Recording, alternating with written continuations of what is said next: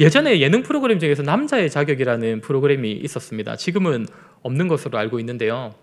이때 예전에 김국진이라는 개그맨이 대학생들을 대상으로 강연을 했던 내용이 굉장히 이슈가 되었던 적이 있습니다. 롤러코스터 인생이라는 주제로 대학생들에게 이야기를 하면서 사람의 인생이 마치 롤러코스터와 같다. 그러면서 자기 인생 이야기를 딱 이렇게 진솔하게 했던 것입니다. 우리 어른 성도님들이 김국진이라는 개그맨에 대해서 훨씬 잘 아실 것 같은데, 김국진 씨는 신인 때 데뷔해서부터 한 번도 잘 나가지 않았던 시절이 없었습니다. 개그맨 신인상부터 시작을 해서 개그맨인데 멜로 드라마의 주인공을 했었습니다. 우리 학생들 상상이 안 되죠, 맞죠? 개그맨이 드라마의 주인공이다. 그것도 멜로 드라마. 그리고 국진이 빵이라는 빵이 있었습니다. 그때 당시에는. 그게 또 굉장히 잘 팔렸거든요. 그렇게 잘 나가던 김국진이었지만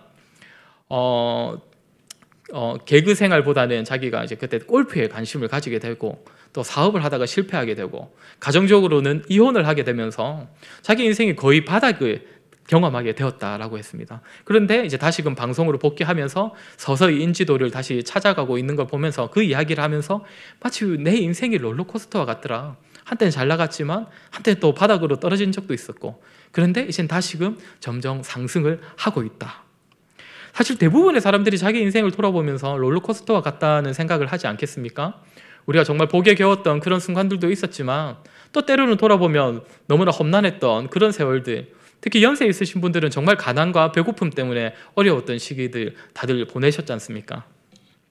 성경에서도 롤러코스터와 같은 패턴을 이스라엘에게서 우리가 찾아볼 수 있습니다. 바로 사사기에 기록된 이스라엘의 상황들이 마치 롤러코스터와 같은데, 우리 잘 아시겠지만 먼저 이스라엘이 타락을 합니다.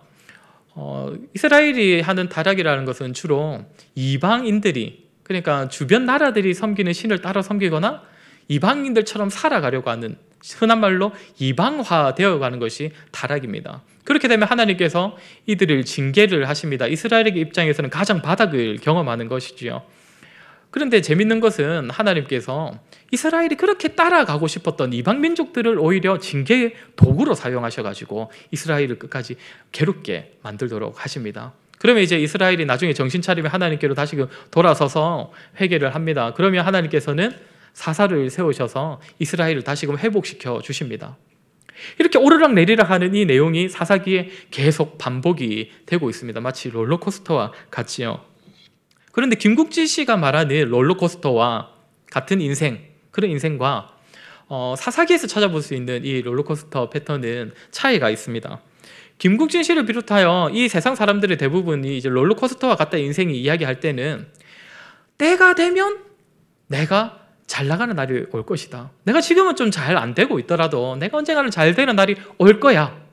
그러니까 언젠가는 때가 되면 올 거야. 그러면서 그저 긍정적인 마인드를 이야기하는 것이라면, 성경에서는 그저 때가 되면 좋은 날이 올 거야가 아닙니다. 하나님 앞에서 분명히 돌이켜야 할 부분들이 있다면 그것을 돌이킬 때에 하나님께서 다시금 상승할 수 있도록 도와주십니다.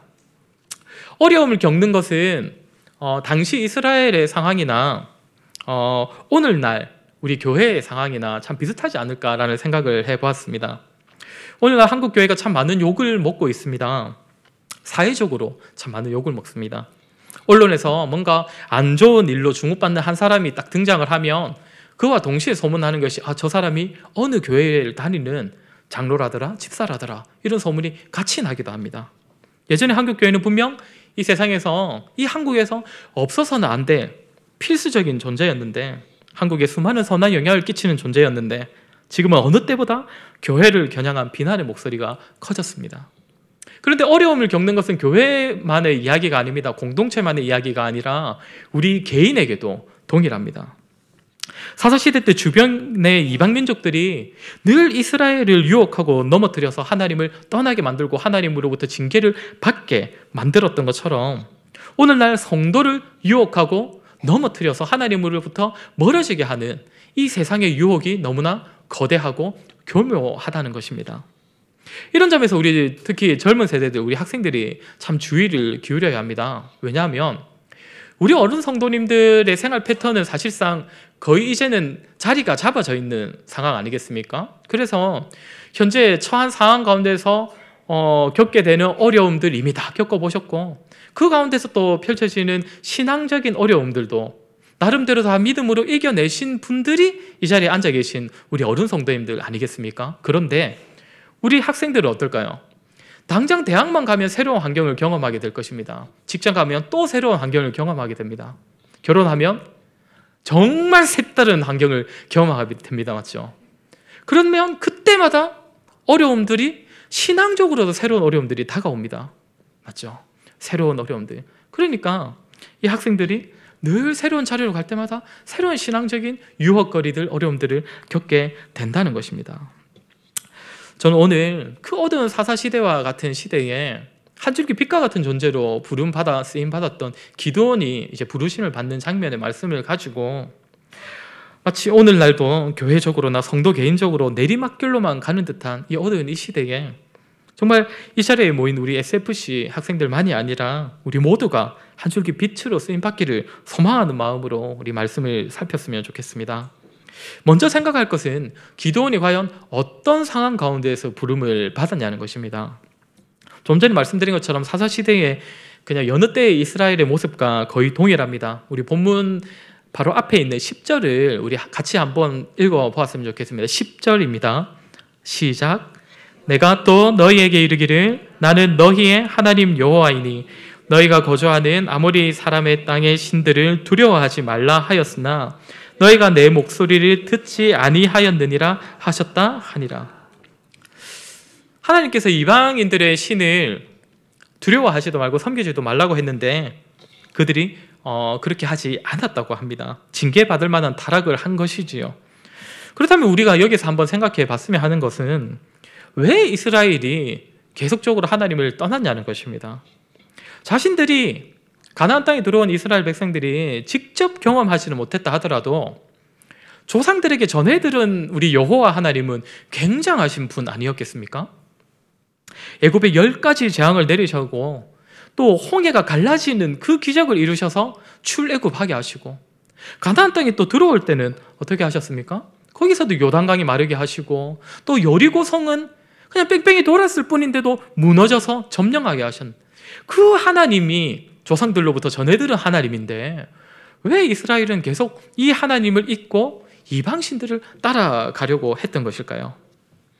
민수기 13장에 보면 우리가 잘 아는 이야기가 하나 나오는데 모세가 이제 가나안 땅, 점령할 가나안 땅에 대하여서 정탐꾼을 각 지파에 한 명씩 대표로 12명을 보내고 그들이 돌아와서 보고를 하는 내용이 이렇게 민수기 13장에 기록되어 있습니다. 이때 정탐꾼들이 돌아와서 말로만 보고를 하지 아니하고 직접 가나안 땅의 열매를 들고 와서 보고를 합니다. 그때 뭐라고 기록이 되어 있냐면 두 사람이 포도송이 가지를 메고 왔다 이렇게 표현이 되어 있어요. 아마 오늘날 우리가 흔히 먹고 있는 이 포도와는 아마 크기나 질적으로 굉장히 차이가 있지 않았을까 싶습니다. 석류와 무화과 나무도 굉장히 풍요롭다. 그러니까 가나안 땅은 아주 풍요로운 땅이다 이야기 아니겠습니까? 그 사건으로부터 시간이 조금 흐르긴 했지만 그동안 광야 생활 40년을 보낸 이스라엘입니다. 만나와 메추라기만 먹던 그 이스라엘 백성들이 가나안 땅으로 들어와서 가나안 땅의 열매를 보게 되었을 때 얼마나 놀랐을까요? 게다가 지금 가나안 땅에 들어온 세대는 우리가 잘 알다시피 출애굽 1세대가 아닙니다. 맞죠? 출애굽 우리가 흔히 2세대라고 말하지 않습니까? 그러니까 여기서 지금 가나안 땅에 도착한 세대는 아주 어린 시절에 애굽에서 떠나왔던지 아니면 광야에서 태어난 자들입니다. 그러니까 이 사람들은 소문으로만 들었는데 포도라는 것을 처음 보는 것이죠. 맞죠? 그리고 무화과, 석류 이런 것도 어디서 많이 들어는 봤는데 이제 막 들어와 보니까 처음 보는 것입니다. 얼마나 신기하고 놀라웠을까요? 그런데 또 가나안 와서 소문을 들어보니 이 가나안 민족들은 예전부터 이렇게 이런 열매들을 먹고 있던 이 가나안 민족들은 우리 여호와 하나님을 섬겼던 것이 아니라 바알로 대표되는 그런 이방신들을 섬기고 있는 것입니다. 아시다시피 바알은 이제 풍성함, 부유의 상징 아니겠습니까? 그러니까 광야 생활을 마치고 가나안 땅에 정착하게 된 이스라엘의 눈에 먼저 들어온 것은 가나안 땅의 아주 풍요로운 소출들, 열매들, 그리고 그들이 섬기는 신. 사실 가나안 땅은 그 자체가 좋지는 못합니다. 신명기 10장을 보면 하나님께서 너희가 이전에 살던 그 애굽 땅보다 가나안 땅은 훨씬 못한 땅이다, 이런 이야기를 하십니다. 그러나 하나님께서 그곳을 약속의 땅으로 이스라엘에게 주시겠다는 것은 하나님께서 적절한 비를 내리시고 적절한 기후를 허락하실 때에 그 땅이 이렇게 풍요로운 소출을 낼 수 있는 땅이다, 이것이었는데, 그러니까 가나안 땅에서는 이스라엘 백성은 하나님을 우러러 보고 살아야 하는 존재들이었는데 가나안 땅의 물질들, 경험할 수 있는 풍성한 열매들을 더욱 주목했던 것입니다. 한마디로 이 이스라엘을 현혹시킨 것은, 하나님으로부터 멀어지게 만든 것은, 이방인들과 이방인들의 신에게로 눈을 돌리게 만든 것은 가나안 땅이 가지고 있는 풍성함, 물질적인 부요함이었습니다. 그런데 그리고 가나안 땅에 또 하나의 특징이 하나 있었습니다. 그것은 문화적인 화려함입니다. 이건 사사기에서 찾아보기는 조금 힘든데, 이제 선지자들이 메시지 곳곳에서 이 이방인들이 문화적으로 얼마나 화려하고 또 때로는 사치를 범했는지를 이제 지적하는 내용 가운데서 찾아볼 수 있습니다. 그런데 이에 반하여서 이스라엘의 모습은 어떠했을까요? 아마도 화려함과는 굉장히 거리가 먼 민족이지 않았을까 생각이 됩니다. 모세가 죽기 전에 했던 말 중에 무엇이냐면, 광야 40년 생활 동안 옷이 낡지도 않았고 신이 닳지도 않았다, 이런 고백을 합니다. 우리 다들 아실 텐데, 근데 이것은 사실 광야 생활에서 우리를 보호해 주신 하나님의 은혜를 이야기하는 것이지만, 다른 한편으로 생각을 해본다면 옷이나 신발 같은 것에 전혀 신경 쓸 필요도 없고 겨를도 없고, 소위 말해서 유행이라는 것이 아마 전혀 없었을 것입니다. 비록 그 당시에는 지금처럼 뭐 메이커 신발, 메이커 옷은 없었겠지만 그 당시에도 어느 지역에서 나오는 옷이 좋더라, 이런 것들은 다 있었거든요. 그런데 가나안 땅에 들어와 보니 이방 사람들은 멋이 달라도 다른 겁니다. 특히 부유한 여인들은 몸에 치장을 하기도 하고 액세서리로 자기 몸을 꾸미기도 하고 옷도 뭔가 화려해 보이고, 아마 외모, 이 피부도 조금 다르지 않았을까 생각을 해보았습니다. 제가 결혼하고서 아내한테 제일 먼저 배운 것이 하나 있다면, 사람이 샤워를 하고 나면 3초 안에 스킨을 발라야 피부가 건조해지지 않는다는 것입니다. 굉장히 놀랍지 않습니까, 우리 남자 성도님들?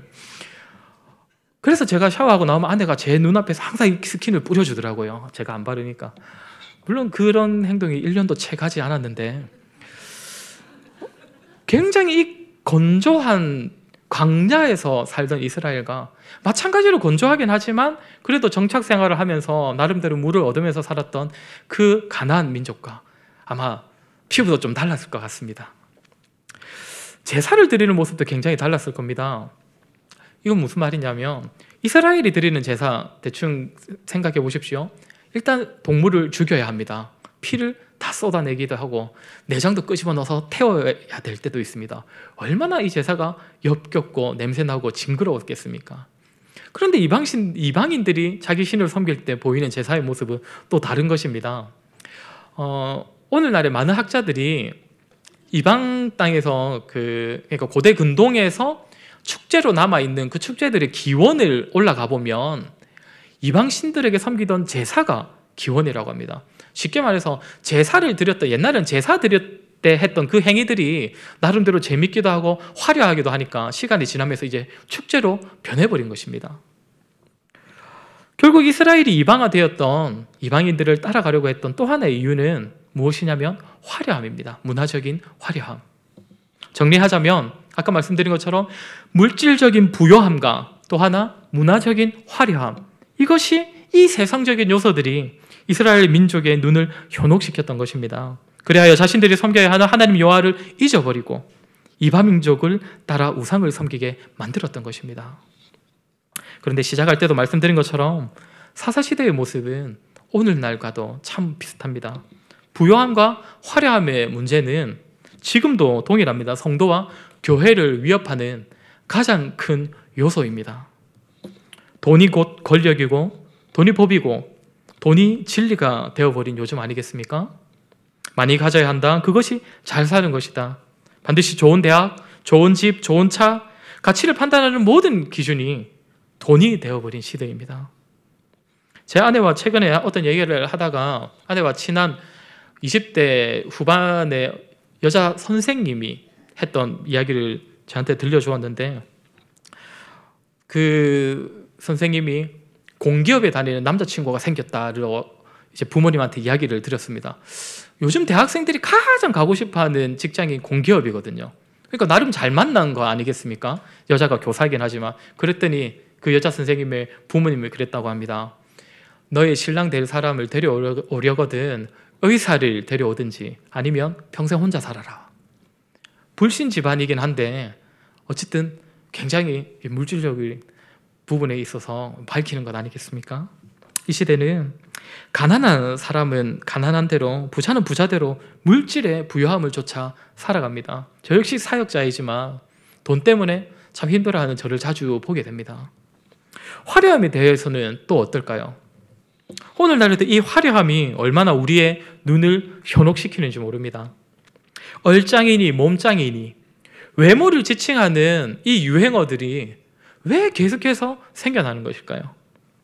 우리 어른 성도님들 뭐 얼짱 몸짱 이 정도는 아시죠? 훈남 훈녀 이 정도의 유행어는 아실 것 같은데 이런 얘기 들어보셨습니까? 간지작살 이런 거 들어보셨습니까?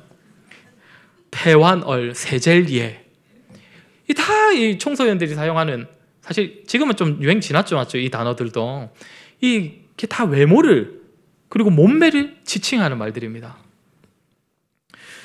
어쨌든 사람의 얼굴과 몸매를 표현하는 현대어들이 왜 계속 생겨나는 것이겠습니까? 개성이라는 이름 하에 남들과는 차별화되는 뭔가 화려하고 멋진 것을 가지고 있는 것이 잘 사는 것이라고 말하는 시대이기 때문입니다. 유행이라는 것이 왜 있는 것입니까? 결국 남들보다 문화적으로 앞서는지 뒤서는지 뒤처져 있는지 이 기준 아니겠습니까? 그 유행, 패션이든 물건이든 유행하는 것을 나만 가지지 못하면 다른 사람들보다 뒤처져 보이고 내 가치가 떨어져 보인다고 말하는 시대가 바로 오늘입니다. 우리 중고등학생들 듣고 있죠? 제가 이름을 잘 몰라가지고 제가 교회에서 설교할 땐 이름을 바로 불러버리는데 앞으로 또 떠들면 옷을 지칭하겠습니다. 2001년과 2016년 15년 간격을 두고 이런 설문조사를 한번 했다고 합니다. 옷이나 유행에 얼마나 민감한가 젊은 사람들이. 주위 사람이 무슨 옷을 입는지 눈여겨본다. 2001년에는 51%인데 2016년에는 57%. 유행이나 패션에 따라 옷을 구입한다. 2001년에는 23%인데 34%. 새로운 패션이나 유행은 곧바로 받아들이는 편이다. 18%에서 30%. 매일 다른 옷으로 바꿔 입는다. 43%에서 54%.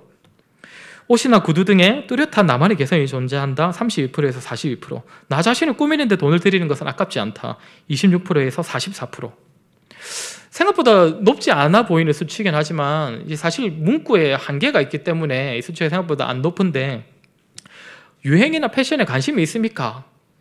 그런 식으로만 만약에 조사를 했다면 아마 80-90% 젊은이들, 청소년들이 그렇다라고 대답을 하지 않았을까 생각이 됩니다. 아무튼 이 세대에도 문화적인 화려함으로부터 자유할 수 없도록 만드는 시대가 바로 오늘날입니다. 우리 진교교회, 우리 SFC 학생 여러분, 이러한 시대의 흐름 속에서 우리는 성도로 부름을 받았습니다. 세상의 빛과 세상의 소금으로서 빛을 비추며 그리고 맛을 내어야 하는 존재로 부름을 받았다는 것입니다. 그때 우리의 존재됨, 우리의 성도됨을 어떻게 드러낼 수 있겠습니까? 부유함을 강조하는 세상에서 세상 사람들보다 더 부유해지고, 화려함을 요구하는 세상에서 세상보다 더 화려하게 살아서 세상마저도 부러워할 만한 위치에 올라가서, 남들이 부러워할 만한 자리에 올라가서 다 하나님의 은혜입니다 라고 한마디 던지면 되는 것일까요? 오늘 본문에서는 굉장히 재밌는 장면이 하나 등장을 하는데, 우리 12절을 보면 여호와의 사자가 나타나서 기드온에게 뭐라고 하냐면, 큰 용사여 여호와께서 너와 함께 계시도다. 큰 용사여 여호와께서 너와 함께 계시도다. 뭔가 멋진 부르심 같죠? 이때 근데 기드온이 이때 어떤 모습이었습니까? 11절을 한번 보시면 기드온이 밀을 타작하고 있었다고 합니다. 11절입니다. 밀을 타작하고 있는데 미디안 사람들에게 안 들키려고 어디에서 밀을 타작했다고 합니까? 저기 보면 제일 밑에 줄에 뭐라 되어 있습니까? 밀을 포도주 틀에서 타작하더니.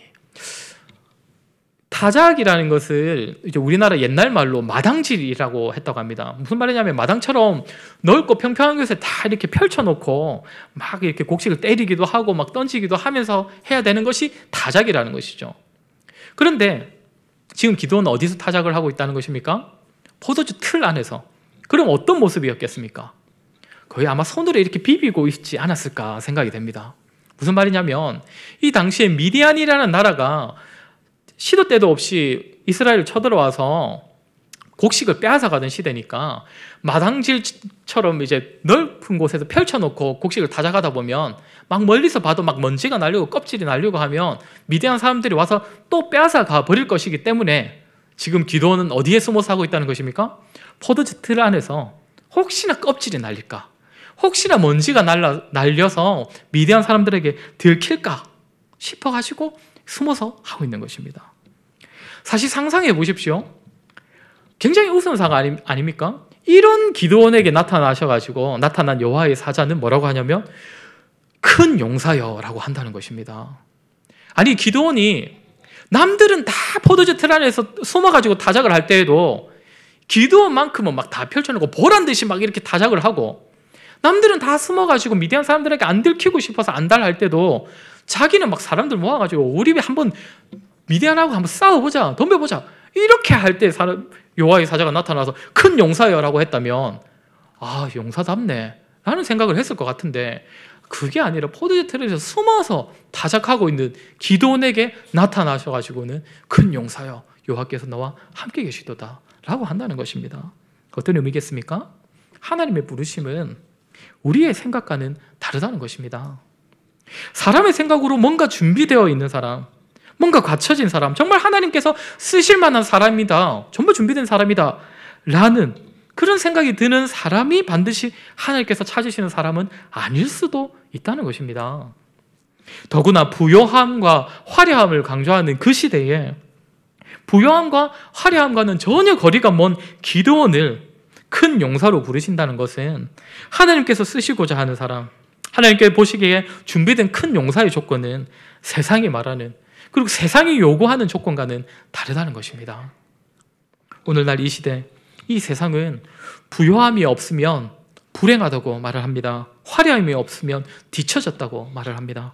그렇게 세상은 끊임없이 너희도 우리처럼 살라고, 우리와 같이 부요함을 쫓으라, 우리처럼 화려한 인생을 살아라, 그렇게 이야기를 합니다. 그것이 이 시대의 큰 용사가 되는 길이다 라고 이야기를 합니다.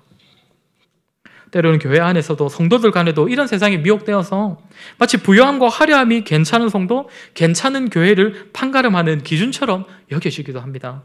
그러나 기억할 것은 세상의 눈으로 보기에는 작고 초라해 보이는 기드온을 큰 용사로 부르신 우리 하나님과 오늘날 이 시대에 역사하시는 하나님은 동일한 분이시기에, 변함이 없으신 분이시기에, 세상에서 요구하는 조건이 갖춰졌다고 해서 부요함과 화려함으로 준비가 되었다고 해서 우리 청소년들이 유행하는 것을 잘 따라간다고 해서 그 사람을 하나님께서 찾으시는 것은 아니라는 것입니다. 우리 진교계 SFC 여러분, 그리고 우리 성도님들, 우리 꼭 기억했으면 좋겠습니다.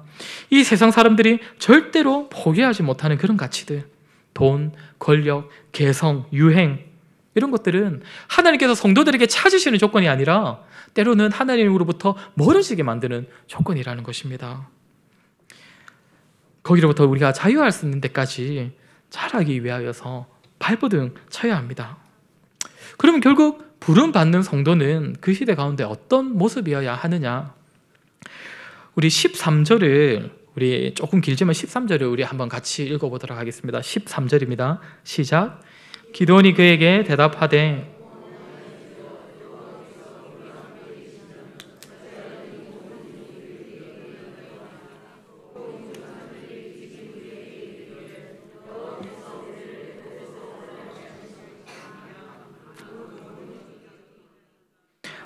이제 여호와께서 우리를 버리사 미디안의 손에 우리를 넘겨주셨나이다 하니, 여호와의 사자가 기드온에게 큰 용사여 여호와께서 너와 함께 계시도다 라고 이야기를 했을 때 보인 기드온의 반응입니다. 어떻게 보면 참 따지는 듯한 건방진 이런 말 가운데 한 가지 중요한 사실이 숨어 있습니다.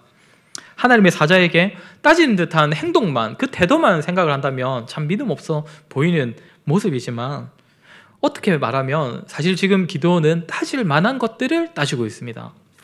무슨 말이냐면 하나님의 언약에 근거해서 따지고 있다는 것입니다.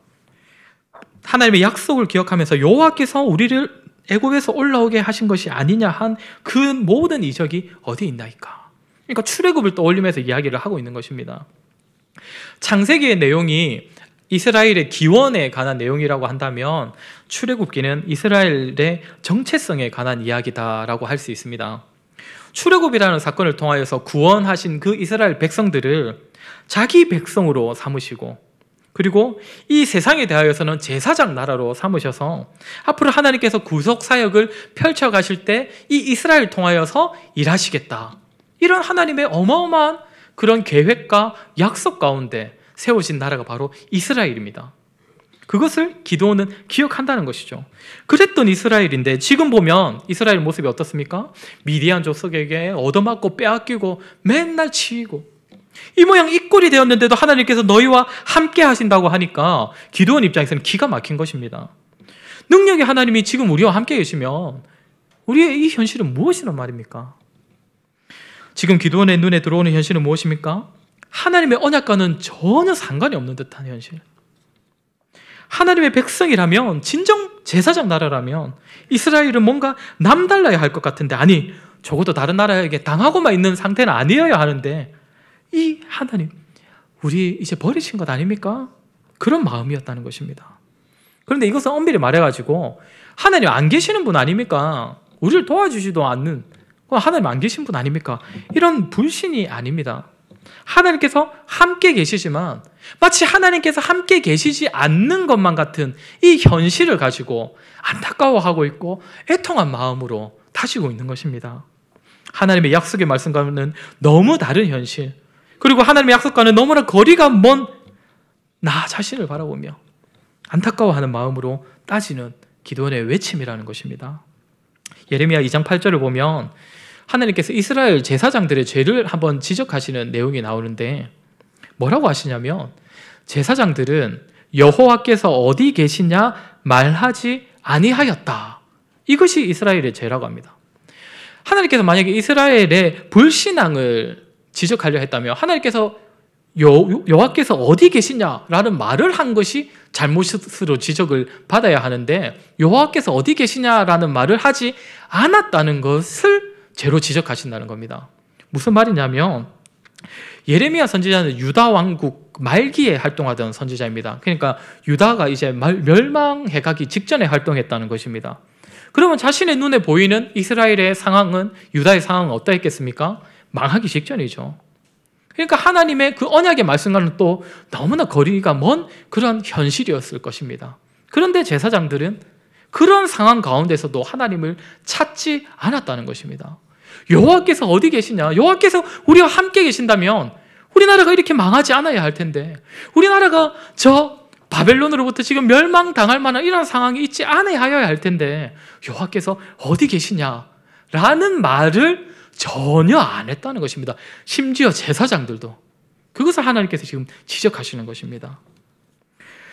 오늘 본문에 나타난 기드온의 반응은 태도로만 본다면 정말 따지는 듯한 태도를 보이고 있는 것이지만 유다 왕국 말기에 그 제사장들과는 전혀 다른 태도였습니다. 하나님의 언약을, 약속의 말씀을 기억하는 자였습니다. 하나님의 언약의 말씀을 기억하면서 현실 가운데 하나님의 언약이 성취되지 못하고 있는 그 시대를 바라보면서 애통함을 가진 자였습니다. 하나님께서 우리와 함께 하신다는데, 그리고 약속의 말씀을 우리에게 주셨는데 이 나라는, 또 나의 지금 이 현실은 무엇이란 말입니까? 여기에 우리가 배워야 할 자세가 있습니다. 우리에게도 이런 마음, 이런 자세가 있어야 합니다. 하나님의 말씀과는 너무나 다른 현실의 이 세상, 이 시대를 바라보면서 지금 나를 부르신 상황과 환경과 나를 보내신 지역과 나라, 그리고 우리의 학원과 우리의 캠퍼스를 바라보면서 애통하는 마음으로 기도하는 모습. 하나님, 이 현실이 왜 이렇단 말입니까? 하나님, 이 현실을 그저 바라만 보고 계실 것입니까? 그런 어떻게 보면 따지는 듯한 자세가 필요하다는 것입니다. 국민 중에 4분의 1, 5분의 1이 기독교인이라고 하는데, 국회의원 중에서 40%가 기독교인이라고 하는데, 한때는 아시아의 예루살렘이라고 불렸던 이 나라인데 엄청난 숫자의 선교사를 지금도 파송하고 있고, 기독교 초창기에는 학교와 병원을 세워가며 이 나라, 이 땅에서 가장 필요한 존재가 있다면 그것은 교회다, 이런 이야기를 들었을 정도였는데, 이제는 교회를 다닌다고 하면 오히려 좋은 이미지보다는 좋지 않은 이미지, 배타적이다, 이기적이다, 귀족들의 종교다 라는 식의 평가를 받는 시대. 하나님, 왜 시대가 이런 것입니까? 왜 지금은 이 모양 이 꼴이 된 것입니까? 특별히 말씀을 통해 배우는 가치와는 너무나 다른 이 땅의 현실을 바라보면서 정말 애통함을 가지고 하나님께 무릎 꿇는 믿음의 자세가 필요하다는 것입니다. 그런데 말씀과 너무나 다른 것은 이 현실뿐입니까? 사실은 우리 자신, 나 자신이 말씀과는 전혀 다르지 않습니까? 우리 SFC 학생들에게 한번 물어보겠습니다. 평소에 듣던 설교보다 엄청 긴가 보네요. 맞죠? 이제 마쳐갑니다. 어려서부터 우리가 교회에서 정말 많은 말씀을 들었잖아요. 중고등학생만 해도 10년 넘게 교회를 다니면 교회에서 50번 넘게 교회 설교를 듣는 건데, 그렇게 들은 말씀대로 살아가지 못하는 자기 자신을 바라보면서 한번 안타까워 해본 적이 있습니까? 하나님 앞에서 내가 분명히 이 말씀을 들었는데, 이렇게 살라고 들었는데 난 그 말씀대로 살지 못하는 자신을 보면서 하나님 앞에서 부끄러워 본 적 있습니까? 예전에 제가 사역했던 교회에서 대학생들과 창세기 성경 공부를 2년간 하고 제가 마지막 시간에 시험을 쳤습니다. 문제는 2개였습니다. 1번 문제, 기억나는 것이 있으면 아무거나 다 써보십시오. 2번 문제는 그거였습니다. 자, 1번에 썼던 내용이 자신의 삶과 무슨 관련이 있기에, 자신의 삶과 어떤 연관성이 있었기에 기억에 남았느냐를 써보라고. 그게 2번 문제였습니다. 1번을 잘 썼을까요? 2번을 잘 썼을까요? 1번을 잘 씁니다. 왜냐하면 뭐라도 기억나는 게 있을 거거든요. 그리고 창세기가 가장 성경에서 자기 아는 인물이 가장 많이 나오는 성경 아니겠습니까? 그러니까 뭐라도 쓰는데 2번, 그래 그게 너하고 무슨 상관이 있는데? 라고 했더니 잘 못 쓰더라고요. 1번을 아무리 많이 쓴 친구들도 2번은 잘 못 쓰더라고요. 아마도 말씀을 들을 땐 들었는데 자기 삶과 한 번도 연관 지어보지 못했던 것 같습니다. 오늘 본문 끝부분과 본문 뒤에 이어지는 내용을 보면 기드온은 자신의 부르심에 대하여서 계속적으로 하나님께 표징을 구하는 장면이 나옵니다. 그런데 이것 가지고도 하나님께서 나에게 기적을 베푸셔야 그때 내가 하나님을 믿겠습니다, 단지 이런 식의 믿음 없는 모습으로도 볼 수 있겠지만, 하나님께서 자신을 부르시고 자신을 보내시고자 하는 그 하나님의 부르심 앞에서 하나님께서 원하시는 삶으로 나아가기 위하여서 들은 말씀을 가지고 계속적으로 기도하는 것입니다. 기도는 하나님의 부르심, 말씀을 아주 진지하게 받아들이고 또 자신의 삶에서 어떻게 그 말씀대로 살아낼 수 있을지를 고민하고 또 그렇게 삶으로 살아내기 위하여서 노력했던 자입니다. 우리 모두 우리 자신들을 한번 돌아봅시다. 주일에 들은 설교나 모임에서 배운 말씀들이 주중에 나의 삶과 어떤 관련이 있습니까? 하나님께서 목사님을 통하여서 분명 자신의 말씀을, 하나님 자신의 말씀을 우리에게 주시는데 그 말씀을 어떻게 내 삶에서 살아낼 수 있을지 고민하신 적 있습니까? 말씀을 듣고 삶의 자리로 나아갈 때마다 왜 성경에서 말하는 성도의 삶과 평상시 내가 살아가고 있는 나의 삶은 이렇게 큰 차이가 있을까? 그것 때문에 괴로워하면서 하나님께 기도해 본 적 있으십니까? 제가 10대 때에 기독교 청소년들은 새 학년이 되잖아요. 또 이제 학생 얘기하면 좀 살짝 좀 봐주세요. 저를 좀. 제 청소년 때는 새 학년이 되어서 새 반에 가면 믿는 청소년들은 뭘 먼저 했냐면 자기 반에 누가 교회 다니는지 그것부터 찾아다녔습니다. 왜냐하면 그래가지고 이제 그 친구들끼리 같이 모임을 가지기 시작하는 거예요. 어디서 같이 기도할 자리 없는지 장소 물색하고, 그래서 모이는 장소 그리고 같이 모일 만한 사람 친구들이 발견되면 같이 모여가지고 저녁 시간이나 점심 시간에 같이 모여서 학교를 위하여서 친구를 위하여서 그렇게 기도를 했었습니다. 이건 제 이야기가 아니고 제가 다닐 때 대부분의 기독교 청소년들은 이런 모습이었다는 것입니다. 우리 사랑하는 중고등부 학생 여러분 물어보겠습니다. 자기 반에서 누가 교회를 다니는지 다 알고 있습니까? 야, 처음으로 제가 이 얘기 자주 물어봤는데 교회마다 처음으로 대답이 나오네요. 사실 별로 관심 없는 사람들이 참 많습니다. 왜냐하면 교회 다니고 안 다니고가 내 학교 생활, 내 공부, 내 친구 관계와 아무런 관련이 없는 거예요. 그러니까 삶과 신앙이 별개인 것입니다. 사랑하는 중고등부 여러분, 하나님의 약속을 붙잡고 살아갑시다. 이런 이야기 자주 들어보았을 겁니다. 하나님의 약속을 붙잡고 살아간다는 거, 하나님의 말씀을 붙들고 살아간다는 거, 어떤 의미겠습니까? 말씀대로 살아가지 못하는 나 자신을 바라보면서, 말씀과는 전혀 다른 이 세상을 바라보면서 애통하는 마음으로 기도하는 것입니다. 아브라함과 이삭과 야곱의 하나님, 그리고 나의 하나님, 지금 어디에 계십니까? 믿음이라는 것은 하나님 앞에서 예의 차리는 것이 아닙니다. 자녀가 부모에게 투정 부리듯이 때로는 따질 만한 것들을 따지고 불만을 토로하기도 해야죠. 그러다 보면 부모님께 더 맞을 때도 있지만, 어두운 사사시대에 부름받은 기드온이 그런 모습이었습니다. 하나님의 언약을 기억하고 말씀을 붙잡고 시대를 바라보며 애통하는 모습, 이런 기드온을 통하여서 하나님께서는 이스라엘의 구원을 이루셨습니다. 우리 역시 그러해야 할 것입니다. SFC 시작이 그러했습니다. 우리 신학의 선배들은 시대를 바라보면서 애통함으로 기도하고, 또 자기 자신이 그 시대에서 어떤 삶을 사는 것이 말씀대로 사는 것인지 고민하고 그 삶을 살아내기 위하여서 노력했습니다. 우리에게도 좀 이런 모습이 있었으면 좋겠습니다. 말씀과 더불어 살아가는 삶. 앞으로 하나님 나라와의 가치와는 전혀 다른, 너무나 다른 이 세상의 모습을 앞으로 더욱 처절하게 맛보게 되실 우리 중고등부 여러분, 각오 단단히 하시고 그 가운데서도 하나님의 언약을 품고 살아가는 자들, 약속의 말씀을 붙잡고 살아가는 여러분들이 되기를 바랍니다. 그리고 시대를 바라보며, 여러분의 학교를 바라보며, 성도된 자기 자신을 바라보며 애통함으로 기도하고 하나님 앞에서 어떻게 살아야 할지를 심각하게 고민하는, 그리고 준비하는 여러분이 되었으면 좋겠습니다. 말씀을 마무리하겠습니다. 하나님께서 우리를 부르신 이 시대는 만만치 않습니다. 세상이 끊임없이 부요함과 화려함으로 우리의 눈을 현혹시키려고 하기 때문입니다.